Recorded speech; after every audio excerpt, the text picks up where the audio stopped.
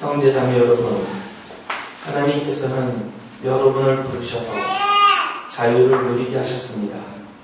그러나 여러분은 그 자유를 육체의 욕망을 만족시키는 구실로 삼지 말고 사랑으로 서로 섬기십시오. 제가 주고 앞에 칼럼에 써놨듯이 지난 목요일 금요일 이틀 동안 지난해 회의가 있어서 갔다 오면서 워낙 황사 미세먼지를 많이 먹어가지고 가뜩이 안 좋던 목이 완전히 잠겨버렸습니다. 힘들어서 설교가 이틀 날지도 혹시 모르겠어요. 제가 큰 소리는 못 치니까 여러분 조금만 집중해서 들어주시면 제가 말씀을 전해드리는데 도움이 많이 될 것 같습니다.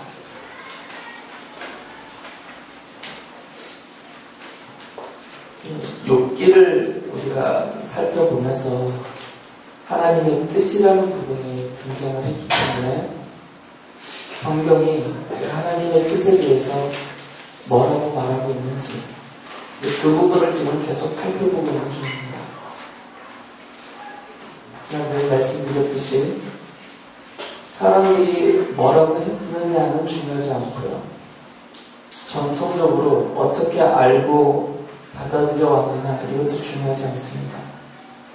성도들이 우리에게 정말 중요한 것은 성경이 그렇게 말하고 있느냐가 정말 중요한 것이에요. 그래서 이 하나님의 뜻이라는 어려운 주제를 감히 제가 지금 몇 차례 걸쳐서 말씀을 드리는 것은 오해가 많이 있었고 또 그런 전통적인 견해가 우리를 자유를 잃게 만들어서 한 점을 가르쳐 주시는 우리 인생의 걸음걸음마다 하나님이 가장 이상적인 한 점을 가르쳐 주시면서 그것을 해라, 그 길로 가라, 그 사람을 만나라, 그와 결혼하라 이렇게 하시는 것이냐 계속 가르쳐왔기 때문에 그것 때문에 우리가 자유를 잃고 사는 경우가 많이 있습니다. 그래서 성경이 과연 그렇게 말하는지를 지금 쭉 살펴보고 있고요.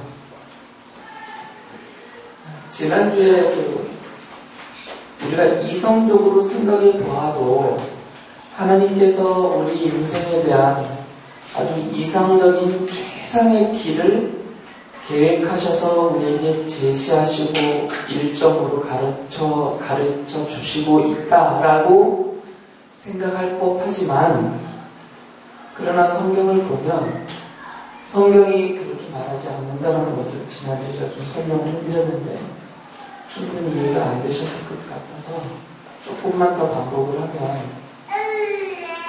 성경은 하나님을 우리의 아버지라고 부릅니다. 그리고 또 우리의 목자라고 부르시고요. 그리고 우리의 왕이시라고 부릅니다.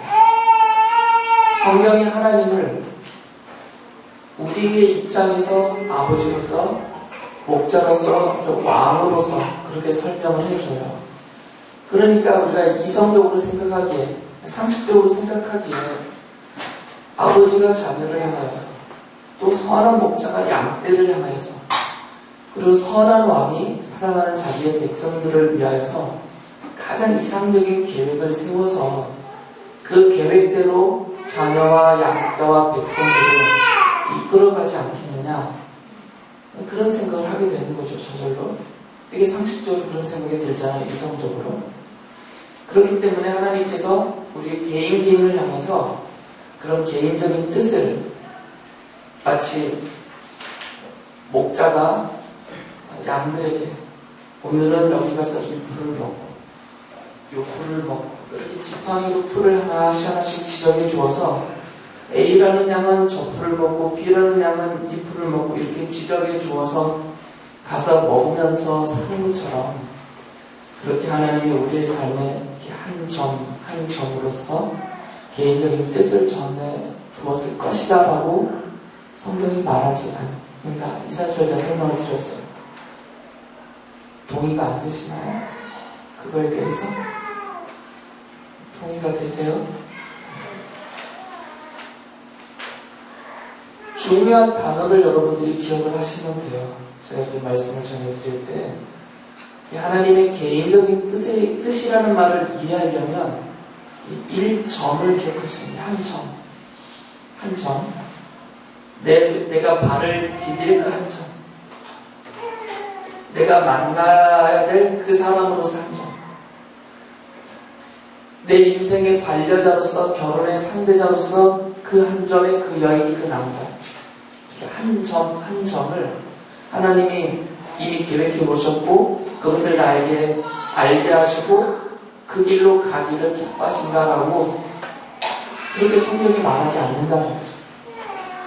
오히려 성경은 우리를 하나님이 엄청나게 사랑하시는 그 아들 예수 그리스도를 대신하여 십자가에 내주어 죽게 하실 만큼 그 하나님의 무한하신 사랑을 입은 사랑받는 자녀라고 말하면서 성경은 계속해서 그 자녀들을 자유인이다라고 부르고 있어요. 자유로운 자녀들. 그러니까 하나님 아버지의 이런 도덕적인 명령 안에서 자녀로서 마음껏 자율적으로 자기가 원하는 것을 지혜롭게 분별하여서 살 수 있는 자유를 주셨다는 거죠. 그런 자율적인 존재로 우리를 만들어 주셨어요. 전에는 이게 죄로 오염되어져 있기 때문에 우리에게 주신 이 자율성, 자유의지가 자꾸 육체적인 것만 쫓아가게 만들었어요. 그래서 육체의 욕망이라는 표현을 준 사도 바울이 쓰죠. 갈라디아에서. 그러니까 육체의 욕망이라는 것은 아무리 고상하게 포장을 해도 세 가지의 특징을 갖고 있어요. 육체의 욕망은. 첫째는 이기적이에요. 아무리 고상하게 포장을 해도 결국에는 정신적으로든 육체적으로든 물질적으로든 결국은 나를 위해서 살아가게 만들어요. 이게 죄에 오염된 형상입니다. 이기적으로 살게 만듭니다. 두 번째는 이것도 마찬가지예요. 철학으로 포장을 하든 예술로 포장을 하든 결국에는 물질적인 것을 추구하게 만들어요. 물질적인 것을. 그리고 힘을 추구하게 만듭니다. 힘, 권력. 이런 것들이 육체의 욕망이에요. 아무리 고상하게 포장을 해놔도 그 안에 본질이 그렇다는 거죠. 전에는 우리가 주신 자유의지를 가지고 자율적으로 살다 보니까 그쪽으로 너무 치우쳤어요. 그런데 이제 예수께서 우리를 대신하여 십자가에서 죽으시면서 우리의 모든 죄의 벌을 면하게 해주셨을 뿐만 아니라 이 죄로 오염된 우리의 인격을 성령께서 점점 정화시켜서 변화시켜 가시고 계시거든요. 이렇게 변화시켜 가시니까 생각이 자꾸 바뀌고 마음이 바뀌고 사는 습관과 태도가 바뀌어요. 이렇게 바뀌어 나가다 보니까 이제 반대적인 현상이 바로 나타나죠.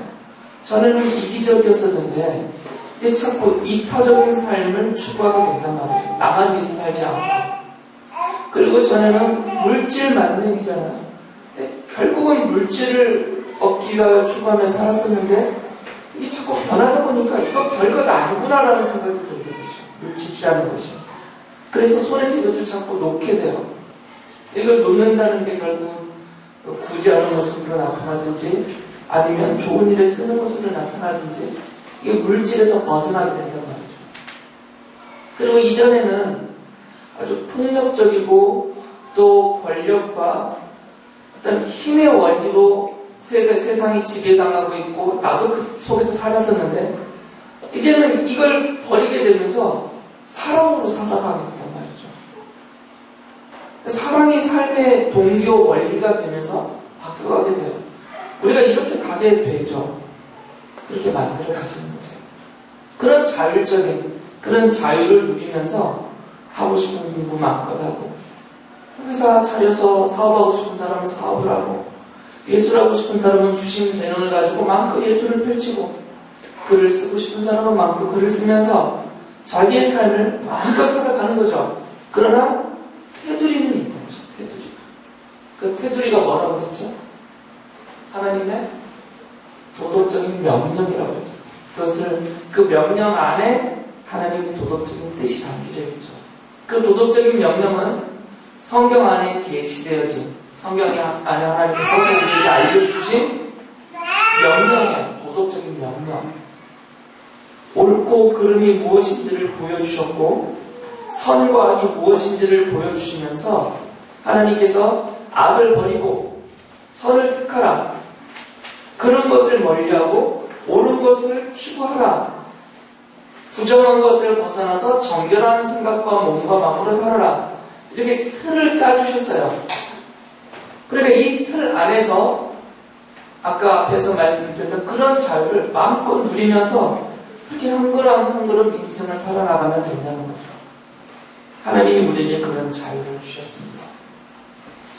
그런데 안타까운 것은 제가 전통적인 견해라고 드리는 말씀은 이 전통적인 견해는 이 하나님의 도덕적인 큰 이 큰 틀 안에서 그 안에서도 점을 찾으라고 가르치기 때문에 그 안에서도 내 앞에 두 여인이 있어요. 근데 유빈이가 커서 결혼을 해야 돼요. 앞에 두 여인이 있어요. 이 두 여인이 둘 다 예수님 잘 믿어요. 믿음의 가정에서 자라나서. 그리고 이 두 여인이 인격적으로도 잘 갖추어졌고 육체도 건강하고 부모인 황경환 선생님, 박장미 집사님이 봐도 둘 다 아까울 정도로 똑같은 별 차이가 없는 누구를 택해도 하나님도 기뻐하시고 교회의 모든 성도도 잘했다고 칭찬해줄 만한 그런 두 여인이 유빈이 앞에 놓여있을 때 전통적인 견해에서는 유빈이를 기도를 시켜요. 이 A라는 여자가 B라는 여자가 하나님이 일생의 반려자로 A를 점지해 주셨는지 B를 찍어 주셨는지 기도해서 찾아가라고 그 1점을 찾으라고 그 엄청난 짐을 유빈이 어깨 위에 올려주거든요. 그때부터 유빈이는 기도해야 된단 말이죠. 얼마나 중요한 결정이에요. 이게 평생을 살아야 되는데 그러니까 유빈이가 기도를 해요. 하나님이 A입니까? B입니까? 그래서 기도를 해서 A라는 응답을 확실히 받으면 속 시원하겠지만 A로 결정하려니까 B도 아깝고 B로 결정하려니까 A도 아깝고 갈등 속에 빠지게 된다.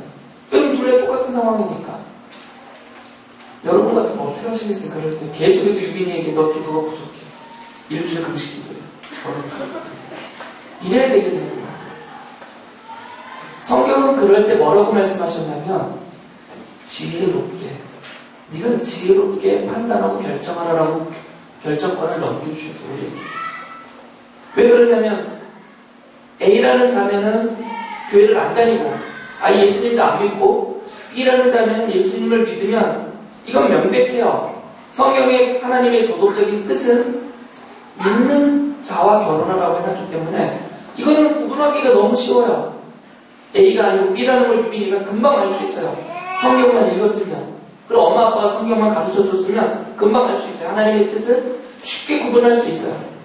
그러나 둘 다 신실한 믿음의 가정에서 자란 그런 두 자매라면 어떻게 결정하냐면 자기가 좋아하느냐고 하면 돼요. 더 사랑스럽고 자기랑 더 잘 맞을 것 같고 성격적으로도 맞을 것 같고 형편도 나랑 결혼해서 더 화목하게 잘 살 것 같은 그런 자매를 만나서 결혼하면 되고요. 그렇게 선택하면 돼요. 그리고 기도 100번 해도 그런 자매를 결국 선택하게 돼 있어요. 기도해도. 그건 우리에게 주신 결정권이에요. 그런데 이 전통적인 견해의 문제점은 그게 아니라는 거죠. 하나님의 뜻이 있다는 겁니다. 더군다나 이렇게 중요한 문제점들에 대해서는 하나님이 정해놓으신 뜻이 있다는 게 창세 전에 결정해놓으신 계획표가 있어서 그 하나님의 계획을 알아야 되고 그 계획에 순종해야 된다 이렇게 가르친다고요. 물론 제가 만난 여러분들이 오랫동안 기도하고 작정 기도를 하고 자기의 배우자를 만나서 결혼하신 분들이 있어요. 실제로. 그러나 또 거의 대부분의 성도들은 그냥 자기가 좋아하는 성도와 만나서 결혼을 했어요. 그냥 하나님이 기도 오래 해서 하나님의 뜻입니다고 만나서 결혼한 사람은 축복해 주시고, 그렇게 기도 안 하고 그냥 믿음 안에서 만난 자매, 형제를 내가 정말 사랑스러워서 그 형제, 자매와 만나서 결혼한 사람들은 너네는 내 뜻을 찾지도 않고 기도도 안 하고 네 멋대로 결혼해서 알았어 이러시는 거예요. 그렇게 안 하신다는 거죠. 그 부분이 답답해서 제가 이 아픈 목으로 계속 말씀을 드립니다. 저번 주 설교를 다 못했기 때문에 오늘은 이 전통적인 견해에서 일점으로서 하나님이 우리에게 지적해 주시는 우리를 향한 하나님의 이상적인 개인적인 뜻이 있다라는 것을 주장하는 근거 4가지가 있다고 했죠. 그 4가지가 첫째는 이성적인 논증이에요. 이성적으로 생각해봐도 그럴 것 같다. 이거 저번 주에 제가 설교 때 말씀드린 내용이고요. 두 번째는 개인적인 경험이에요. 개인적인 경험. 나뿐만 아니라 여러 사람들이 개인적으로 경험한 것들이 있다. 개인적인 체험들. 그걸 보면 분명히 하나님이 이제 일점으로 지적해 주는 것들이 있다. 이것이고. 셋째는 성경을 보니까 그렇게 하나님의 1점으로 찍어주셔서 그것을 따라가고 성공한 그런 실례들이 있더라고요. 그렇죠? 기도 같은 것이 대부분의 아주 대표적인 경우예요. 기도원 사사 같은 경우. 그리고 네 번째는 성경이 그렇다라고 이 하나님의 개인적인 일점으로 지적해 주시는 뜻이 있다라고 성경이 말하고 있다라는 성경 구절들. 이 4가지가 주장의 근거죠. 그 중에 첫 번째, 이성적으로 생각하니까, 상식적으로 생각하니까 그럴 것이다라는 것은 아니다라고 말씀을 드렸어요. 정말 자녀를 사랑하는 아버지는 계획표를 짜놓고 계획표를 아들에게 주고 너 이 계획표대로 아침에 일어나면 파란색 칫솔에다가 빨간색 치약을 붙이고 이렇게 하나하나 살아나가게 안 하시고 삶의 원리, 원칙, 지혜 이런 것들을 가르쳐 주어서 자기가 스스로 살아가게 만드는 게 진짜 그게 상식적으로 만든 거잖아요.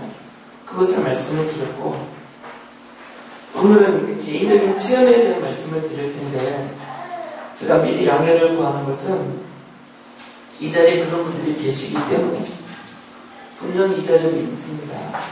개인적으로 기도하던 중이든 아니면 어떤 놀라운 어떤 사건이 있었든 간에 또는 성경을 읽는 중에라도 깨닫게 하신 하나님께서 내게 알게 하여 주시고 보여주신 그런 한 점을 발견하신 분들이 있어요. 그리고 그 하나님이 1점으로 제시해 준 대로 순종했더니 성공적인 결과를 얻으신 분들이 이 자리에 계시다는 거예요. 그런 분들은 좀 참고 끝까지 들으셔서 그게 어떤 의미들을 확인을 좀 해보시면 좋겠어요. 먼저 전제가 있는데 이 체험이라는 것에 대한 전제가 있어요. 체험은 어떤 사실, 그 진리, 이 진리를 확인하는 수단이 됩니다. 체험은. 그러나 반대로 체험이 진리를 진리다라고 결정해 줄 수는 없어요. 이게 전제예요. 우리 꼬맹이들은 바닷물이 짠지 단지 처음에 몰라요. 경험을 안 했으니까. 그런데 엄마가 가르쳐줘요. 바다에서 물놀이를 해도 이 물은 절대 먹으면 안 된다. 이 물은 너무 짜서 몸에 해로우니까 이 바닷물은 먹으면 안 된다라고 계속 가르쳤어요. 그래서 이 아이가 들었어요. 아, 이 바닷물은 짜니까 먹으면 안 되지라고 들었지만 확인은 못했잖아요, 자기가. 그러니까 믿어지지가 않은 거야, 지금. 보니까 너무 맛있어 보여, 파랗고. 그래서 이 아이가 물놀이라도 엄마 몰래 바닷물을 먹었다고 쳐봐요. 그럼 이 아이는 지금 이제 체험을 한 거죠. 경험을 했어요. 그거 못 삼키잖아요. 못 삼키고 다 그렇게 토해내면서 이 아이가 깨닫는 거죠. 아, 바닷물은 짜구나. 그래서 이 아이에게는 바닷물이 짜다라는 게 진리가 되는 거죠. 확인이 되는 거예요. 그 체험은, 이런 경험은 진리를 확인하는 수단은 됩니다. 그것도 100%는 아니에요. 잘못 체험하는 경우가 있으니까. 진리를 확인할 수 있는 일부의 수단은 될 수 있어요. 그러나 체험이 자기가 체험했다고 해서 그걸 진리다라고 결정할 수는 없어요. 그건 진리다. 그건 주관적이고 개인적인 체험이기 때문에 이것은 영적인 것에도 마찬가지입니다. 여러분이 영적으로, 개인적으로 성경이 약속한 어떤 은혜와 은사를 체험했다고 하더라도 그 체험이 그 자체로 진리일 수는 없어요. 확인의 수단은 될 뿐이지. 이것이 전제되고 이걸 전제적으로 여러분이 받아들이셔야 됩니다. 말이 안 통하는 분이 있어요. 말이 안 통하는 분. 어떤 분이 말이 안 통하냐면 난 봤다라는 거예요. 난 봤다. 난 들었다. 난 봤다. 난 직접 내 손으로 만졌다. 그 다음부터 말이 안 통해요. 난 봤는데. 자기가 봤다라는 경험 하나를 완전히 절대적인 진리화해서 그것만 끝까지 고집을 해요. 그러면 그 사람이 본 것이 여러 정황을 종합해 보니까 또 주변에 같이 있었던 사람들, 또 같은 상황을 경험했던 사람들의 모든 것을 종합해 보니까 그게 지극히 주관적인 개인의 경험일 뿐일 수도 있거든요. 그래서 그렇다라고 설명을 해줘도 안 통해요. 그때는 봤다 하기 때문에. 그러니까 어떤 개인적인 체험을 해도 그것을 절대적인 진리화하면 오류에 빠질 수가 있다는 거죠. 이것을 먼저 여러분이 전제적으로 받아주셔야 돼요. 그래서 교회사가 쭉 이어져 오면서 교회사에서 유명한 분들이 있어요. 위대한 신앙의 인물들. 그리고 그 위대한 신앙의 인물들의 체험, 경험 이것들이 기록으로 남겨져서 경건서적으로 오랫동안 교회에게 성도들에게 이렇게 전달되어서 읽혀져 왔어요. 대표적인 분이 프란시스 같은 분이죠. 프란체스코라고도 부르는 그분의 이런 개인적인 체험과 경험은 정말 유명합니다. 그래서 그것이 친구들도 후대에 전달되어서 많은 영향을 미쳤어요. 그리고 우리 교회는 간증 집회를 제가 싫어해서 안 하기 때문에 간증하러 오는 분이 없어서 그런 걸 여러분이 모르시지만 그냥 한국에는 간증 집회를 종종하거든요. 간증 집회를 하면 좀 대단한 경험을 하신 분들이 와서 간증을 해요. 영적인 체험이라든지 놀라운 일들에 대해서. 그러니까 이런 교회사에서 뚜렷하게 족적을 남기신 신앙의 인물들이나 간증 집회 강사로 다니시는 분들의 간증을 들어보면 정말 일점으로서 하나님께서 그분들에게 제시하여 주셨고 그분들이 그 일적으로 제시된 하나님의 개인적인 뜻을 깨닫고 순종함으로 인하여서 아주 성공적인 영적으로 성공적인 결과들을 실제로 거둔 것을 보여주고 있어요. 저는 그 자체를 부정하지 않습니다. 얼마든지 그럴 수 있어요. 얼마든지. 하나님께서 얼마든지 그렇게 하실 수 있습니다. 저번 주에도 말씀드렸듯이 전지전능하신 하나님이시라면 얼마든지 하실 수 있어요. 지금 이 순간이라도 여러분 각각 모든 사람에게 개인적인 뜻을 다 알려주실 수 있어요. 그 일정을 다 보여주시고 찍어주실 수 있어요. 얼마든지 하나님은 그런 전지전능하신 분이세요. 그러니까 프란시스나 또는 어떤 간증자들처럼 그분들의 일생에도 하나님이 얼마든지 그렇게 해주실 수 있어요. 이것을 부정하면 안 됩니다. 이걸 부정하면 이단이 돼버려요. 하나님을 부정하는 것이니까. 저도 그것을 부정하지 않습니다. 하지만 그것이 보편적인 원리에 근거는 안 된다는 겁니다. 보편적이라는 용어를 여러분이 잘 이해를 하셔야 돼요.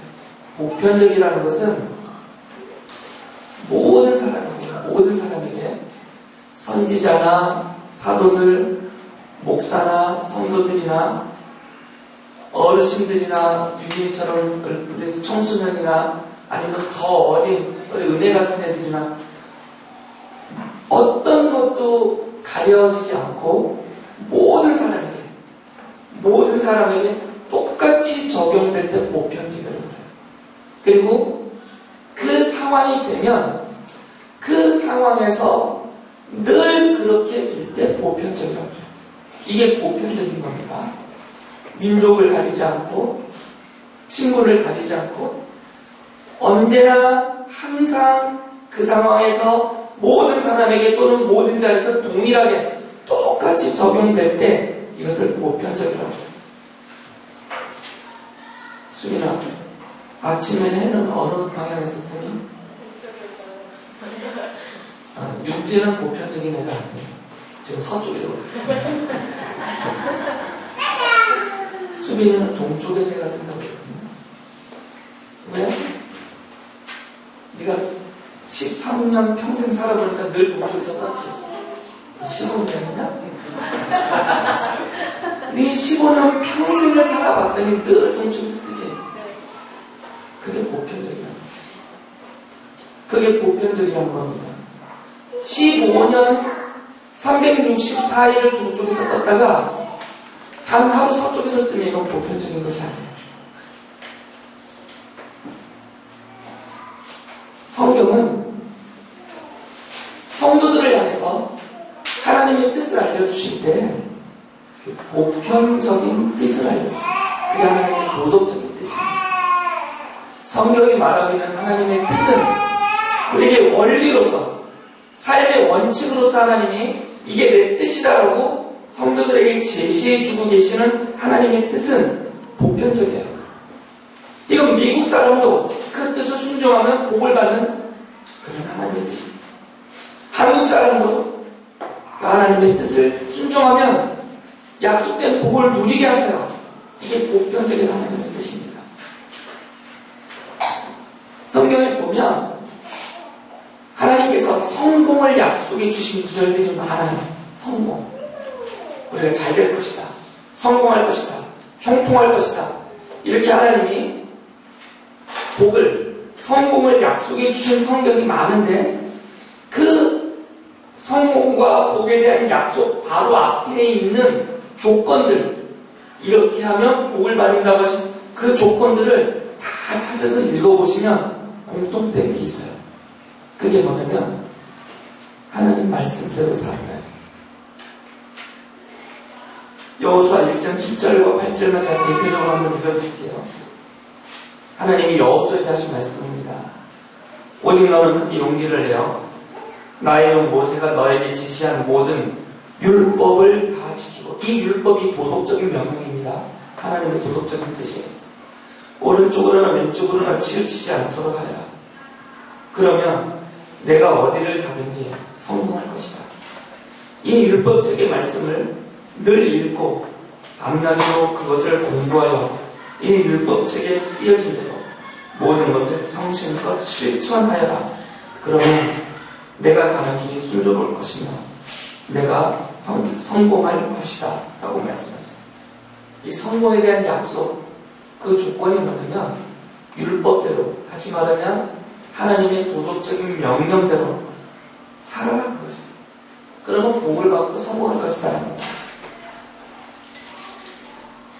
한때 하나님께로부터 복받는 비결이라고 막 짚어가셨던 분들이 있었어요. 성공하는 인생 시리즈 막 그러면서 그분들의 내용들을 보면 되게 어려워요. 복받기가. 하나님께로부터 복을 받고 하나님의 돌보심과 도우심으로 성공하는 것이 너무 어려워. 그분들의 전파를 들어보면 뭘 대단한 것을 해야 됩니다.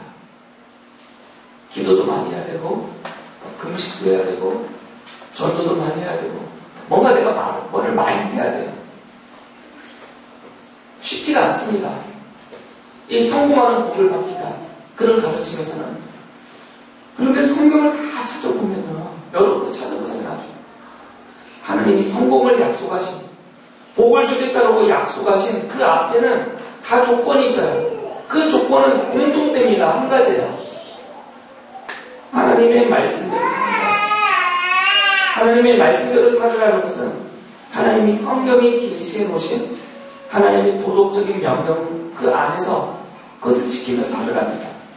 그러면 성공하고 복을 받는다 하셨어요. 그래서 여러분들이 복 받고 사는 거죠.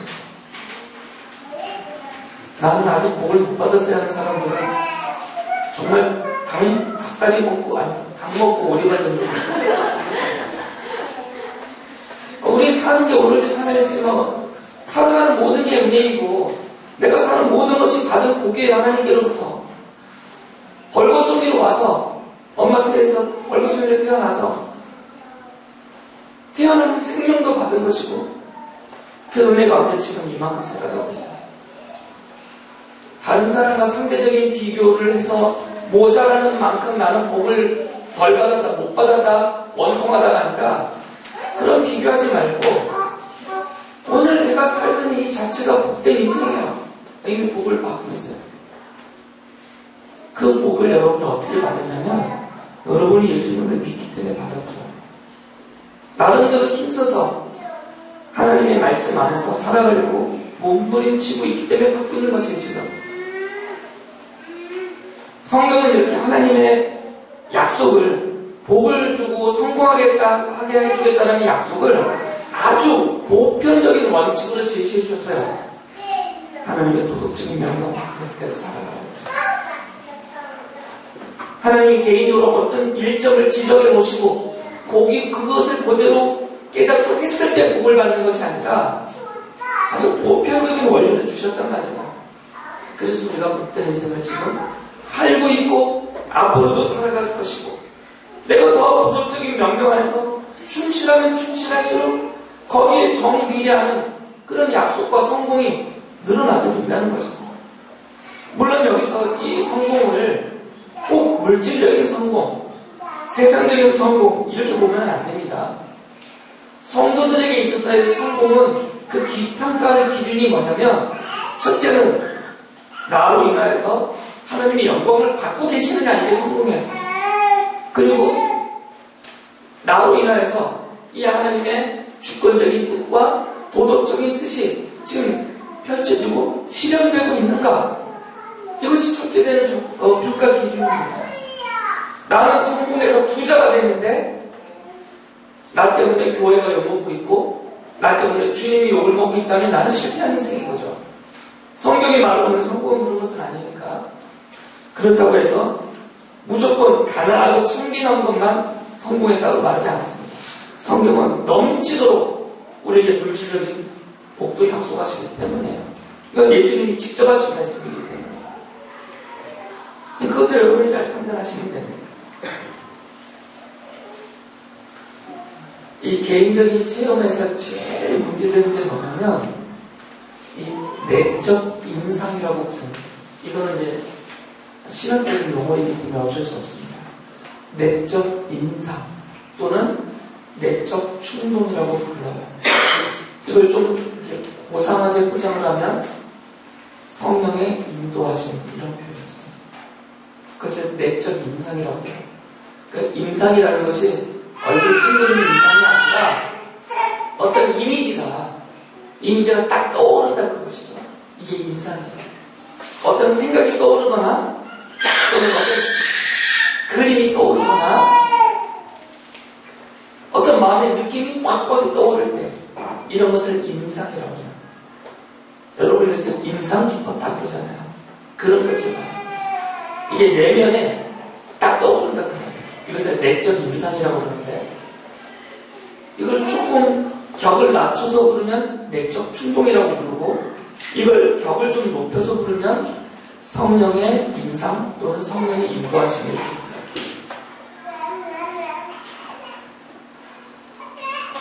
이 내적 인상을 저는 부정하지 않습니다. 아까도 말씀드렸듯이 성령 하나님께서 얼마든지 하실 수 있기 때문에 얼마든지 그리고 실제로 그렇게 하시기도 하세요. 충분히 많이 하세요. 많이. 그런데 구분을 좀 할 수 있어야 돼요. 구분. 이 내적 인상과 정말 성령의 인도하심을 구분을 할 수 있어야 되거든요. 성령님이 인도하시지 않은 상태에서도 내적인 인상들이 뚜렷하게 떠오르거나 새겨질 수 있어요. 얼마든지. 그럴 경우는 이것을 내적 충동이라고 불러요. 이걸 구분하는 게 쉽지가 않습니다. 과연 이것이 성령님의 인도하심인가? 그리고 이 성령님의 인도하심이 나를 향한 하나님의 일정으로서 가르쳐주시는 하나님의 개인적인 뜻을 보여주시는 것인가? 아니면 내 안에서 다른 이유 때문에 다른 원천에서 올라오는 어떤 충동인가? 이걸 구분하는 것이 너무너무 어렵습니다. 저도 잘 안 돼요. 쉽지가 않습니다. 그래서 대부분은 자의적인 해석을 해요. 스스로 해석합니다. 스스로. 주관적인 자의적으로 주관적으로 해석을 합니다.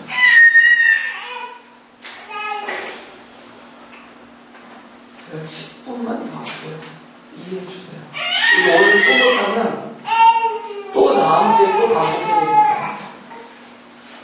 누가야 10분만 참아. 알았대요. 여러분 참아주세요.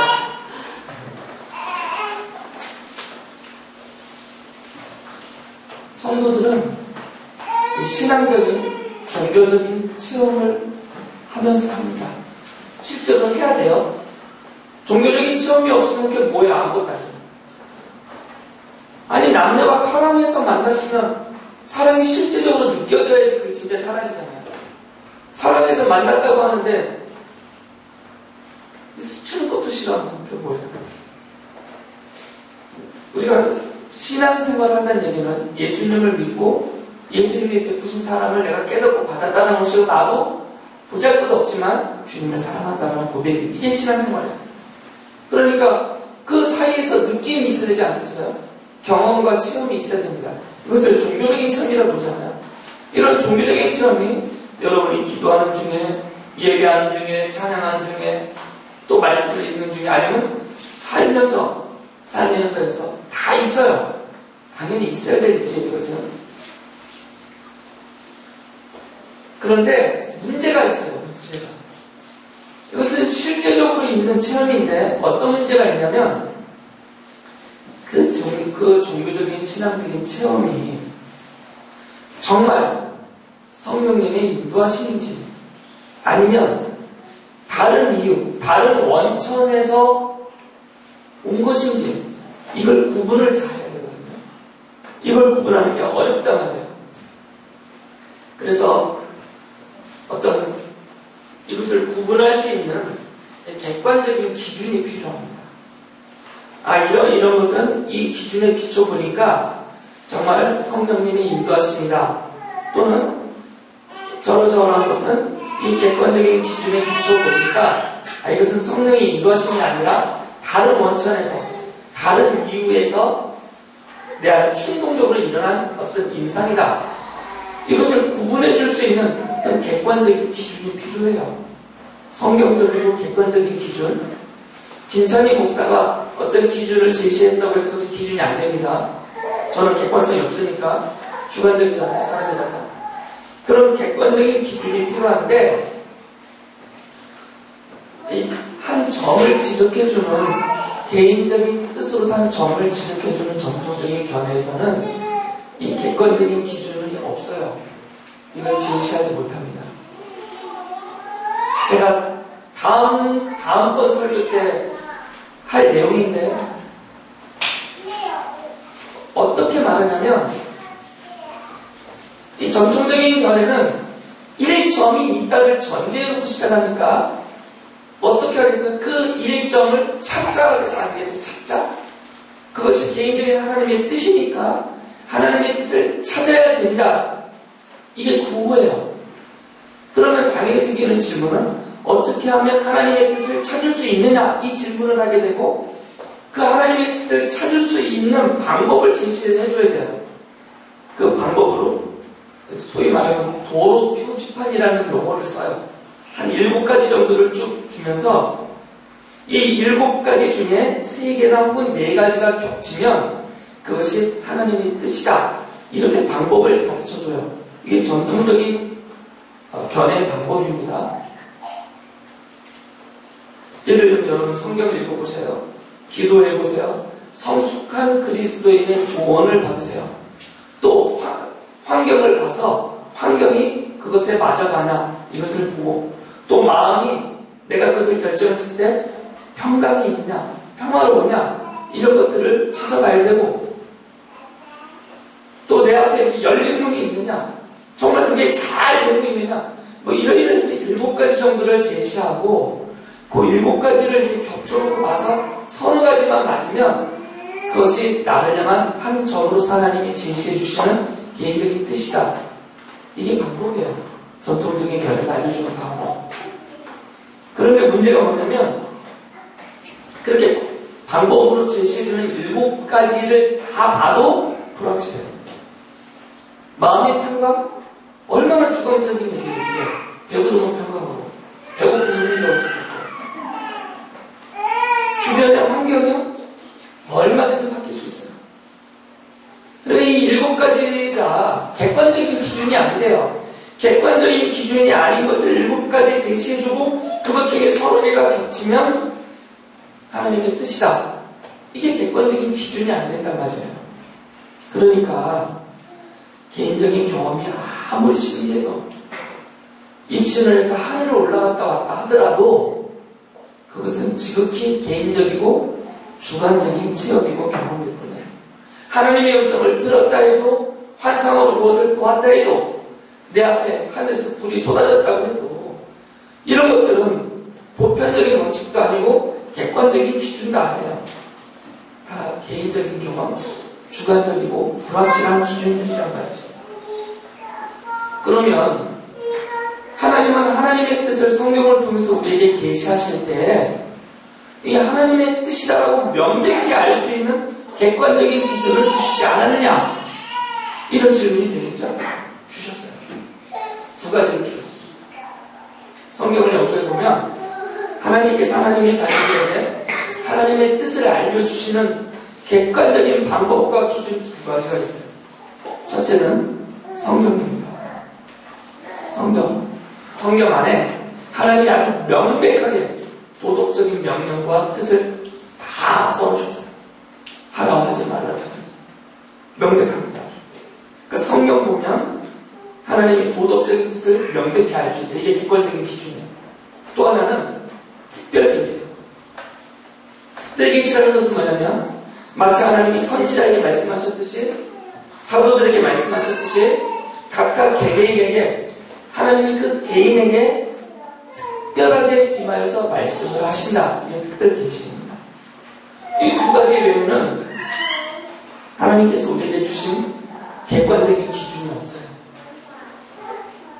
하나님은 2가지를 통해서만 하나님의 뜻을 우리에게 제시해 주기 때문입니다.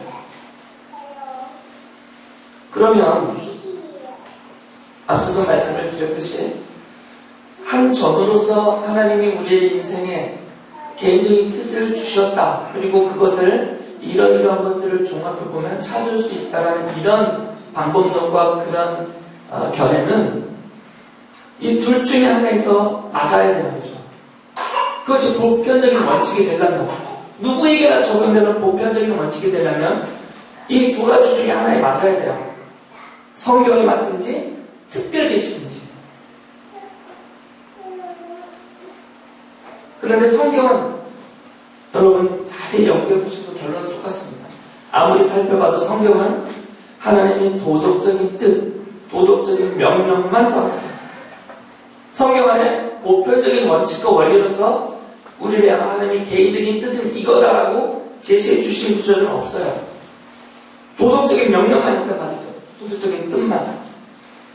그런데 전통적인 견해를 보면 이 도덕적인 뜻 안에서 일점이 있다고 가르치니까 이 개인적인 뜻은, 이 일점은 이 도덕적인 명령과 간에 담긴 하나님의 도덕적인 뜻보다 좀 더 특별한 것이라는 거죠. 좀 더 특별한 거. 그러니까 도덕적인 뜻 바깥에 있다는 거예요. 더 위에. 범위로 그게 아니겠지만 그러니까 성경 위에 있는 거죠. 성경 위에. 성경으로는 찾을 수 없어요. 성경을 읽어봐도 해석되지 않는 뜻이란 말이에요. 좀 더 비밀하고 은밀한 아주 특별한 뜻이니까. 그럼 첫 번째 성경은 탈락이에요.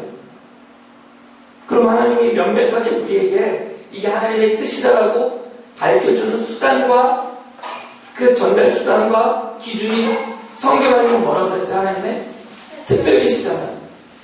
그럼 두 번째 특별 계시로 해석할 수밖에 없다고요. 그래서 많은 사람들이 이것을 특별 계시라고 받아들여요. 만약에 이것이 하나님의 특별 계시라면 저도 할렐루야 할 것입니다. 그리고 얼마든지 하나님이 하실 수 있어요. 못하시는 건 아니니까. 그러나 보편적이진 않다.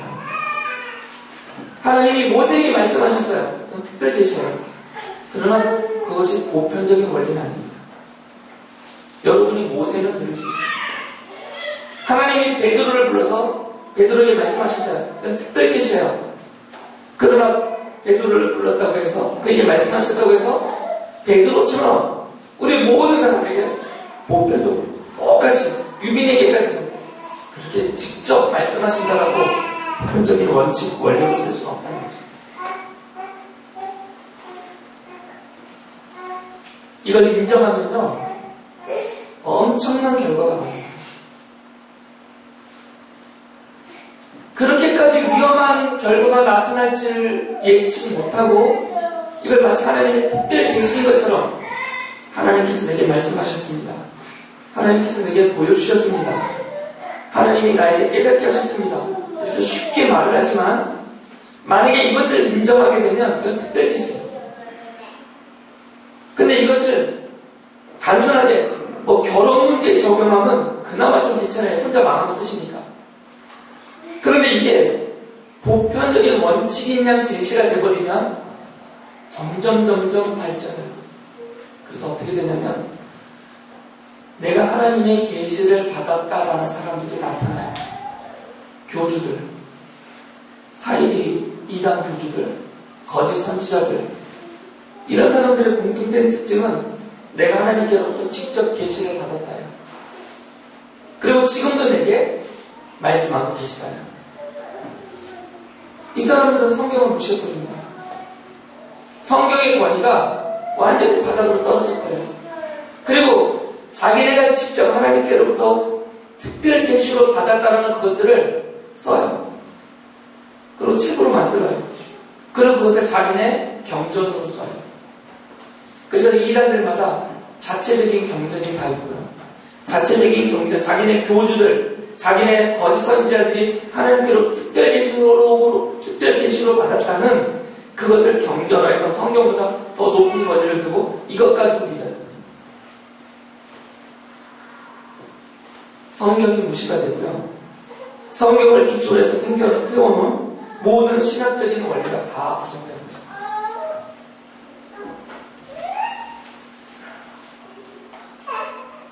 오늘도 이렇게 하죠.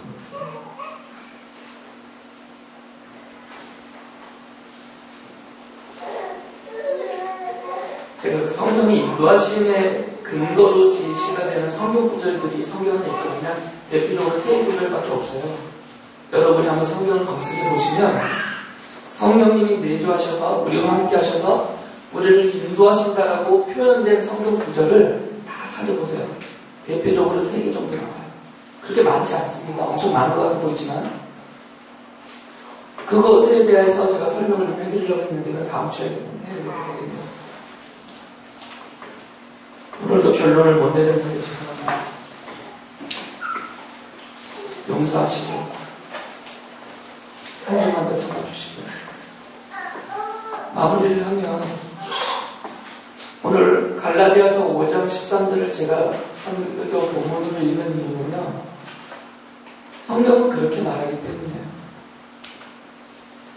예수께서 십자가에서 피 흘려 죽으심으로 우리의 모든 죄의 벌을 대신 치우셨기 때문에 죄로부터 사망으로부터 우리를 자유롭게 해방시켜 주셨고 우리가 자유로운 하나님의 자녀가 되어서 마음껏 그 자유를 누리며 사는 자가 되게 하셨다라고 성경이 말을 하고요.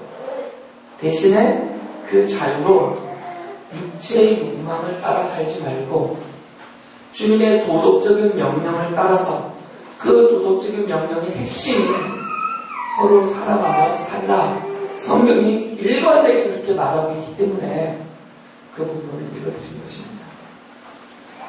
여러분이 이 말씀을 깨달으신 만큼 자유로우시고 그 자유로 마음껏 성경 안에 계시된 주님의 명령들이 있어요. 그 명령의 세부적인 내용을 잘 아직 배우지 못해서 모른다면 이렇게 질문하시면 된다고 했어요. 내가 이렇게 말하고 생각하고 품고 행하고 습관적으로 하는 것들이 하나님이 보시기에 도덕적으로 옳게 여겨 보일지 하나님이 보시고 잘했다, 괜찮다라고 인정해 주실 만한 그것인지 그렇게 답을 찾아 나가시면 도덕적인 뜻 안에서 살 수 있다고 말씀을 드렸어요. 그렇게 그 안에서 여러분에게 주신 재능을 가지고 여러분에게 허락하신 환경과 형편대로 그렇게 주님이 기뻐하시도록 사랑하는 여러분들 되시길 바랍니다.